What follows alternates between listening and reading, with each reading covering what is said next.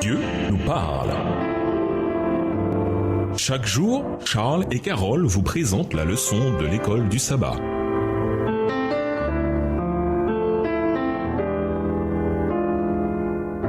Bienvenue dans votre émission Dieu nous parle. Nous voilà au mardi 25 octobre, la douleur des autres.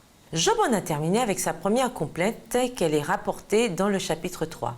Dans les deux chapitres qui suivent, l'un de ses amis, Eliphaz, donne un cours à Job. Nous reviendrons là-dessus la semaine prochaine. Dans les chapitres 6 et 7, Job continue de parler de sa souffrance. Ah, je voudrais qu'on pèse ma tristesse, qu'on place mon malheur sur une balance. Oui, il est plus lourd que le sable des mers. Job 6, versets 2 et 3. Comment Job exprime-t-il sa souffrance ici? Cette image nous donne une idée de la manière dont Job percevait sa souffrance. Si tout le sable des mers était dans un côté de la balance et sa tristesse et son malheur dans l'autre, sa souffrance pèserait plus lourd que tout le sable. Voilà combien la souffrance de Job était réelle pour lui. Et c'était la douleur de Job, celle de personne d'autre. Parfois, nous entendons cette idée de la somme totale des souffrances humaines. Et pourtant, ce n'est pas vraiment exact. Nous ne souffrons pas de la douleur de quelqu'un d'autre, mais de la nôtre. Certaines personnes pleines de bonnes intentions peuvent dire à quelqu'un « Je sais ce que tu ressens ». Ce n'est pas le cas. Elles ne peuvent pas.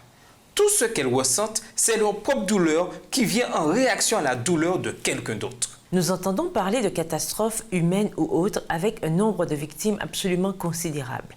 Le nombre de morts ou de blessés nous sidère.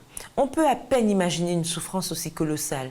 Mais comme pour Job, comme c'est le cas pour chaque humain déchu depuis Adam et Ève en Éden et jusqu'à la fin de ce monde, chaque être humain ne peut connaître que sa propre douleur et rien de plus. Bien sûr, il n'est pas question de minimiser la souffrance individuelle. Et en tant que chrétiens, nous sommes appelés à tenter de soulager la souffrance quand nous le pouvons. Voir Jacques 1, verset 27, Matthieu 25, les versets 34 à 40.